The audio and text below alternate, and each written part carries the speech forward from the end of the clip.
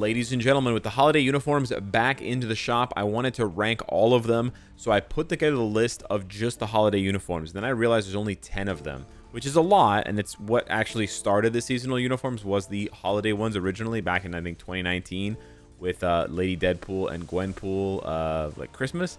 But yeah, I decided, you know what, screw it. Let's just rank all of the seasonal uniforms. There's only like 24 or something like that. Hopefully I didn't miss any of them. I certainly didn't miss any of the good ones or any of the meta ones. But yeah, we're going to go ahead and rank all of them. And then I want to hit you up down below in the comments to get your feedback on what you think of the ranking. Obviously, not all of these are available right now, so I don't want to mislead you guys. Standard PSA, only the holiday, the Christmas, winter holiday uniforms are available right now. So I'll rank those all first, but then I'll just rank the rest of them because otherwise it's just it's not really a ranking if it's like less than 20. You know, it just doesn't kind of make sense unless you have a lot to say about each one. So the categories we're going to use here are meta, we're going to use PvP, we're going to use support, mid, and then nope, aka just like do not buy it under any circumstances. And that'll be very clear once we get to those uniforms why you want to just steer clear of them no matter what. But first we're going to rank all of the seasonal uniforms. So starting with Lady Deadpool and Gwenpool, these are really good examples of nopes. So these are uniforms that you would basically almost never buy. The only condition under which you would buy these uniforms is if they were, and I don't think they have ever been, optional uniforms. But if they ever become optional uniforms for characters that you really like or enjoy or want to max out, then perhaps. But I don't think that's going to be the case. And for these two characters and others on the list, these uniforms have already been replaced.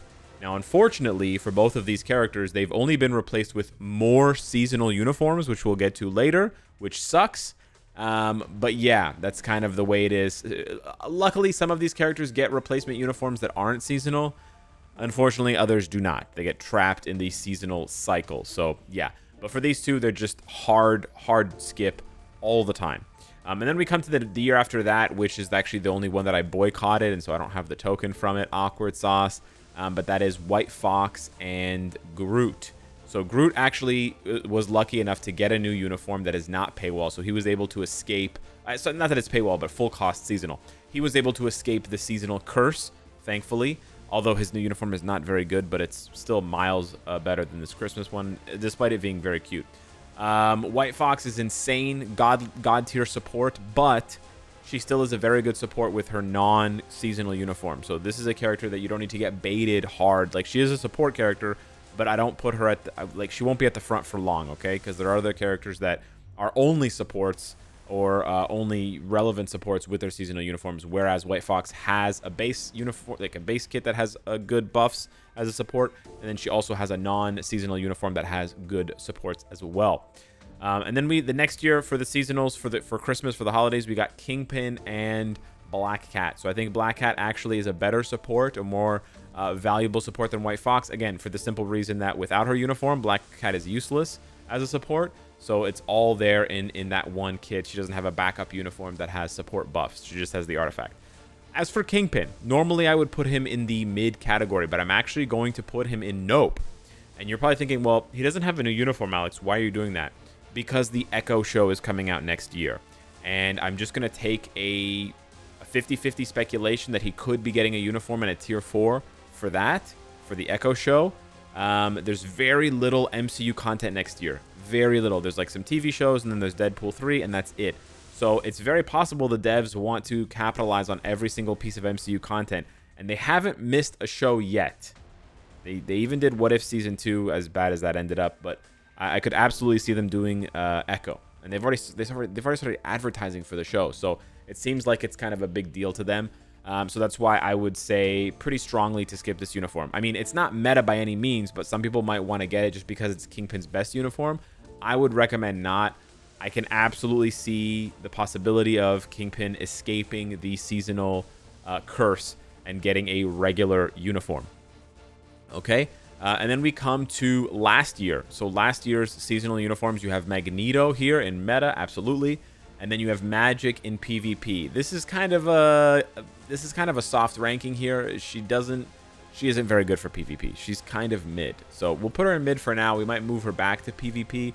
but she's just kind of mid. This is honestly one of the worst seasonal uniforms they've ever released. It has no seasonal aspects whatsoever. Like, you can't tell at all that it's a seasonal uniform, besides the fact that it costs money and tokens. And then it's actually not even good. The only thing they did well for Magic is they gave her a very strong artifact. So Magic is going to need either another seasonal uniform in the future with a tier 4, or she's going to have to escape seasonal hell, because they did our girl mega dirty.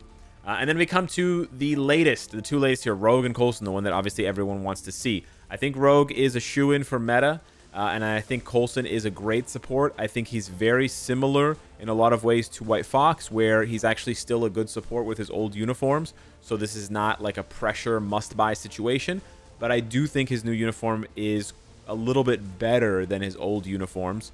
And the gap between those two is bigger than the gap between White Fox's old uniform and her seasonal uniform. So that's why I'm giving him the edge there. I'm not saying he's a better support than White Fox. It's just that when you compare his uniform to his old uniform and her uniform to her old uniform, that's where I'm ranking them, okay?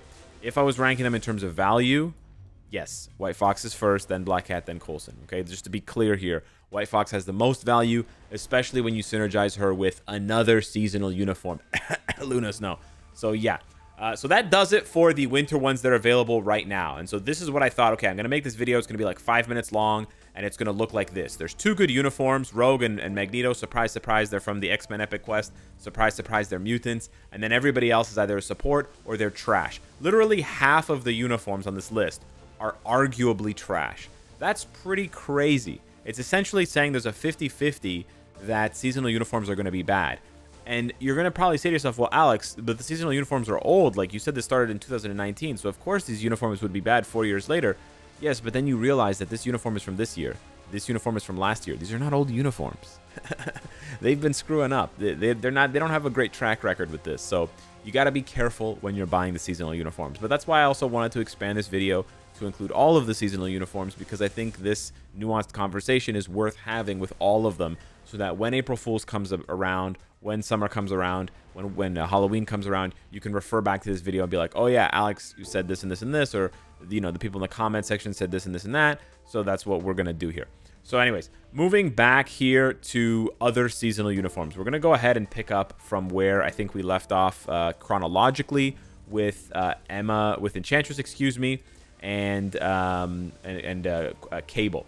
So Enchantress and Cable actually both escaped seasonal hell, which is really good. I'm really happy that they both did that, because I think their new uniforms are amazing, and I think they're both much better off not being seasonal. So I'm actually really happy to see that. It's kind of interesting to see characters escaping seasonal hell, and it's interesting to see why. Like, it would be very interesting to know why they escape. Maybe the uniforms don't sell well. Maybe the characters are popular, but not in the sense of being seasonals. It's a very interesting sort of balance I think they have to strike between picking popular characters, but not characters that are too popular, except for the case of maybe like Ghost Rider and Luna Snow. But yeah, we'll see what happens. As long as they don't give like Iron Man a seasonal uniform, that would probably trigger like a Cataclysm event or some sort of like Nexus event in Marvel Future Fight. After that, summer uniforms, I believe the next summer uniforms we had were Quicksilver and Silk. Now, both these characters have not gotten a single uniform since this uniform. So they've just been in hell, period, not anywhere else. I would still put them in nope. You could argue that Quicksilver and Silk are kind of mid, but I think, honestly, it's just not worth it at this point whatsoever. They're just really bad. They need upgrades, obviously, and there's just too many strong characters. In the speed male category, you have like Miles, you even have Ant-Man, you've got supports like Nick Fury, and then for speed female, you know the deal. Even for Spider-Sense speed female, you have, of course, Spider-Gwen. So yes, they're really not doing anything new or anything innovative whatsoever.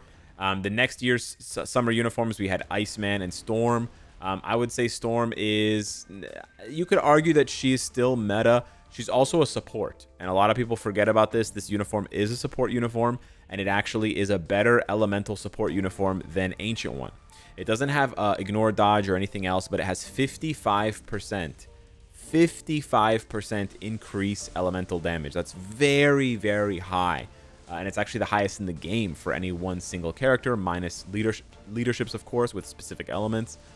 So yeah, it's a very, very strong support, and it's very rare to find that in a character. So I'm tempted to put Storm here and actually to sort of emphasize her support ability. But yeah, you could argue that she's meta as well. I don't think she's quite as good as Rogue, in my opinion, as far as, you know, the overall value and tankiness and all that stuff. But yeah, putting her here is fine. I still think she has value. I still think it's worth picking up her uniform when it comes around for sure. And who knows if she'll get another uniform in the future.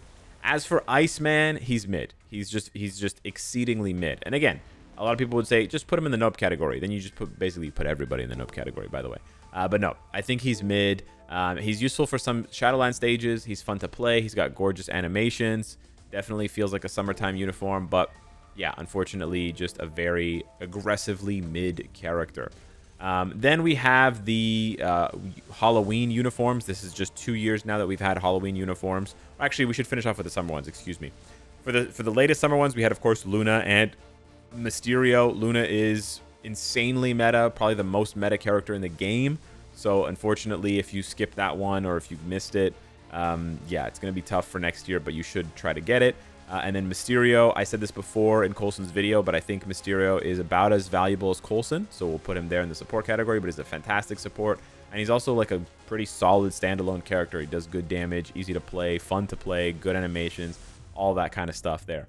And then for Halloween, we started this, not this year, but last year with Morgan Le Fay and Black Bolt. I still think Black Bolt is meta. Some people would argue that he's not, but I do still think he's meta. And then Morgan Le Fay has an insane support, very, very, very strong support. And again, it's a situation where getting a backup uniform doesn't work, so you kind of have to go all in. I think this is probably a more fair representation of how strong the support is and the fact that you only really get it from the seasonal uniform. And unlike Black Cat, she can go to tier 3, so she has that additional value for World Boss Legend and GBR. And then this year we got Ghost Rider, who is also meta in my opinion, and you could argue that he's more meta than these guys because he also has PvP value, right? Especially with the artifact. None of these characters have PvP value except for Ghost Rider, so I would actually put him here. He has less value for ABX ABL than Magneto, but because of the striker value for ABX ABL, and then because of the PvP value, I think that overall makes him better. I mean, you could argue to put him there. Or maybe it makes sense to just get rid of the PvP category altogether. Who knows? But yeah, well, no. There is one person coming up for the PvP category for sure. And then we got Sin. Sin is a great support. I would probably put her here. She's a bit of a niche support in the sense of maybe, you know, only applying to villains and really only doing a lot of work for the speed villain category of ABX, which is just 1 day every 2 weeks. But it's still worth something, and she has really nice animations. So they didn't really skimp out on that. And then we come to probably the most hated uniforms. I would say that of all of the seasonal uniforms, I think the April Fool's ones have been the worst in terms of value, and they're also the most frustrating because they've targeted characters that are widely popular and also characters who are just become very frustrating to play for one reason or another. So, like, as much as I love Farmer Thanos' uniform and I love, like, the meme of Farmer Thanos, I think it's great. I don't think they should have made this a seasonal uniform. I think it's very frustrating for players. He's a very strong PvP candidate, but I think it's just very frustrating for players to have to wait a year to pick it up, and it kind of sucks. And Thanos is just too iconic to be sort of tied down to that seasonal aspect. Squirrel Girl is technically a support, although she only supports Thanos, so I really want to put her in the mid category. So yeah, she is technically a support for Thanos, but I think she's aggressively mid. Maybe slightly better than Iceman, but yeah, aggressively mid. Really cool animations, but they just didn't make her strong enough. They didn't want to make her too strong for ABX as a speed villain because of Green Goblin and I guess the team-up collection that they were cooking. And then they didn't want to give her anything for PvP because they don't know how to balance characters. So she kind of just sucks, and she's kind of just useless and basically only used as a Shadowland character, a meme, or a support for Thanos in GBR. Or something like that, because they share like no World Boss Legend stages except for like generic villain stages. So yeah, I think they dropped the ball massively with Squirrel Girl. I think, again, like Magic, this is one of the worst seasonal uniforms, not because of the aesthetics, not because of the skill animations, but because they gave her no utility and they just made her you know, a support for Thanos, which doesn't even fit the character's style. Like, I know they gave her Thanos's Obsidian Armor, King Obsidian Armor, but she's supposed to kill Thanos. Like, that's the whole joke. Like, that's the meme in the comics. She beats Thanos. Nobody knows how. She has the Universal Destroyer passive. So she should actually be doing something in PvP rather than just being a cuck and a support. And then we come to probably the worst seasonal uniforms ever. The most disappointing. Gwenpool and Deadpool cannot escape the seasonal curse. They are just going back to back to back. Now, Deadpool is technically a support. Like, he has a good leadership, and he's also technically a support for Gwenpool. So that's why I did want to highlight that. But again, this one is also aggressively mid. He should be better for PvP, but they didn't do enough for him. So, like, he kind of fits in all three categories, but we'll put him in support there because that's the one that makes the most sense. And then, again, Gwenpool, like these other characters, is just aggressively mid. At one point, early on in the GBR meta, she was very, very good for GBR because she hits really hard and she synergizes with a Rage CTP. But that ship has long since sailed, and much better speed types have come in to replace her. So yeah, just aggressively mid. Not a total waste if you get her uniform for sure, and she has cool animations. But just a disappointment in my opinion, and definitely should have done more for these characters considering the cost of these uniforms. So yeah, that's how it shakes out. Hit me up in the comments down below. Let me know what you think of all the seasonal uniforms ranked from best to worst and sort of meta to non-meta. Thanks so much for watching. Smash the like button, and I'll see you in the next one. Take care.